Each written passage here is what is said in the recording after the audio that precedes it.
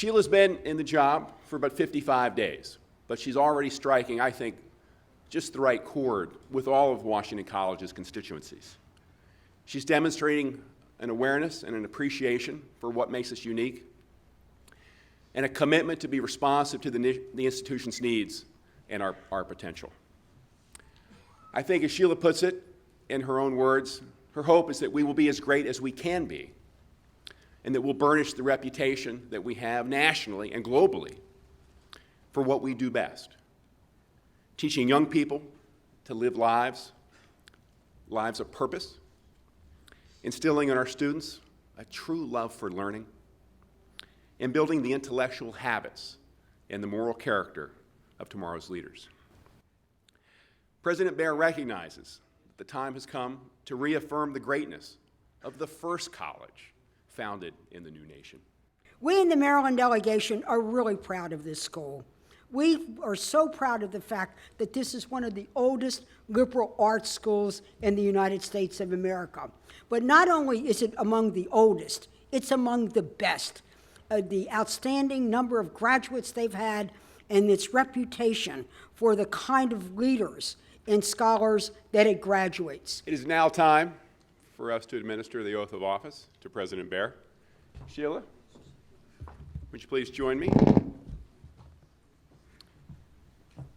Sheila, will you please raise your right hand and repeat after me? All right. I, Sheila C. Bair, solemnly swear I, Sheila C. Bair, solemnly swear that I will support the Constitution of the United States of America and the state of Maryland, that I will support the Constitution of the United States of America and the state of Maryland, that I will be true and loyal to the interests of Washington College, that I will be true and loyal to the interest of Washington College, and that I will, to the best of my skill and judgment, and that I will, to the best of my skill and judgment, diligently and faithfully discharge the duties of the President thereof. diligently and faithfully discharge the duties of the President thereof. So help me God. So help me God. I'd like to ask former Interim President Jay Griswold to assist with the investiture. It gives me great pleasure to now present you the officially installed 28th President of Washington College, Sheila C. Bair. Last June, when the college announced my pending appointment to be its next president, a lot of my friends and colleagues asked, why Washington College? They knew I had worked at the New York Stock Exchange during the aftermath of the 1987 market crash, that I was Assistant Secretary of the Treasury when we endured the 9/11 terrorist attacks, and of course that I had a central role in responding to the 2008 financial crisis when I was chair of the Federal Deposit Insurance Corporation. So after so much excitement, they were surprised that I would opt for the bucolic environs of a small liberal arts college in rural Maryland. But they didn't know what I knew about this special 233-year-old institution.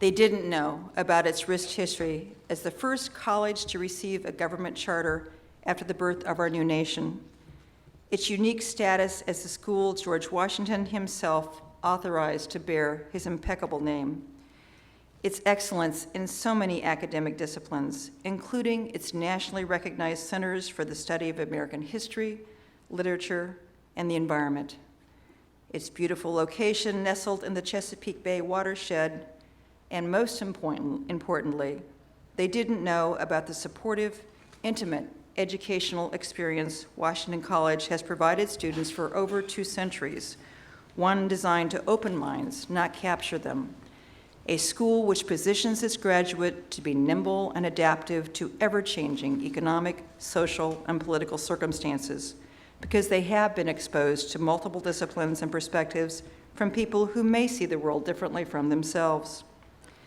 Any of these reasons makes a compelling answer to the question, why Washington College? But perhaps the biggest factor in my decision to say yes was the opportunity it provided me to give back in this, the likely final chapter of my career. High student debt levels impose a personal financial hardship on graduates entering the working world, but they also, as Senator Mikulski indicated, they hurt the broader economy. Numerous studies have indicated that young people put off other financial activity, such as buying a house, a car, or starting a business, until they pay off their loans. Just as subprime loans hurt our economy as cash-strapped borrowers struggle to pay their mortgages at the expense of other consumer spending, so do high student debt loads promise the same negative impact on economic growth. I think all of these are a factor, but really the core problem lies in the uneven nature of this and preceding economic recoveries. Over the past decade, the majority of households have seen real wages decline, even as the need for their kids to go to college has increased. Thus, colleges have been confronted by an increasing demand from students for college degrees, even as their families suffer a declining ability to pay for them. I am proud to say that I think Washington College has done a very good job of trying to navigate this very difficult environment. Our tuition increases have generally been smaller than at peer institutions, and our student default rates are among the lowest in the country. Building on this track record, I believe we are well positioned to contribute to the growing national discussion on college affordability, and we will do so with a two-pronged attack, doing everything we can to hold the line on cost while dramatically increasing scholarship funding. We are launching a new initiative, George's Brigade, which will allow inner-city youth to apply with friends and have their applications considered on a group basis, because we know their transition to a small rural school will be smoothed and enhanced if they can share it with one or more friends. And we will aggressively fundraise around this new initiative to make sure the full financial needs of these students can be met. Research shows that the success of low-income, first-generation students in achieving a college degree is heavily reliant on financial help and a supportive social network. George's Brigade is designed to address both. We will also be launching a broader fundraising campaign called Damn the Debt to raise an additional $1 million a year in scholarship funding with the goal of reducing student borrowing by at least 1/3. This program will be available to a broad range of families, as we recognize that even families now considered to be upper income can struggle to cover tuition costs today. It is essential to preserve the liberal arts college tradition.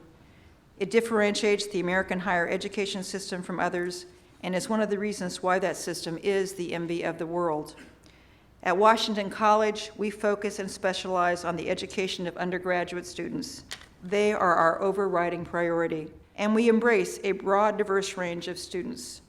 U.S. News and World Report has called Washington College an A+ school for B students, and I like that appellation. We have our own share of straight A students, but not everyone makes straight A's, and not everyone makes a perfect score on their SAT. And for those who do, there are plenty of schools pursuing them with generous aid packages. But there are so many other students who can flourish in college and make their mark on the world if exposed to more intimate and varied educational approaches. They have a lot to offer that is not necessarily reflected in a grade point. We provide not only excellence in education, we also provide moral content and grounding for our students, a deep understanding of the society in which they live, and appreciation of the impact their actions have on others. George Washington once said that happiness and moral duty are inseparably connected. Perhaps that is why the Princeton Review recently named us as one of the happiest schools in the country. Washington understood the importance of philanthropy to higher education, the obligation of society to help make sure that future generations have the tools and skills they need to prosper and contribute to the economy. And ever since his generous gift, patrons and alumni at Washington College have given generously in the tradition that he began. I am committed to inspiring and leading that tradition of philanthropy and good citizenship. We will be prudent stewards of our donors' generosity, achieving efficiency without compromising quality, and focusing philanthropy on alleviating student debt will be key priorities of my tenure here. But at the end of my tenure, I hope my legacy will be one of dramatically increased scholarship funding, dramatically decreased student debt, and the cultivation of new generations of alumni invigorated and committed to their school and eager to give back to an institution that was single-mindedly devoted to their education. Let's make the final legacy of the baby boomer generation one of generosity and caring for the future of our children and grandchildren. For as George Washington, our original benefactor, once said, if to be venerated for benevolence, if to be admired for talents, if to be esteemed for patriotism, if to be beloved for philanthropy can gratify the human mind, you must have the pleasing consolation to know that you have not lived in vain. Thank you very much.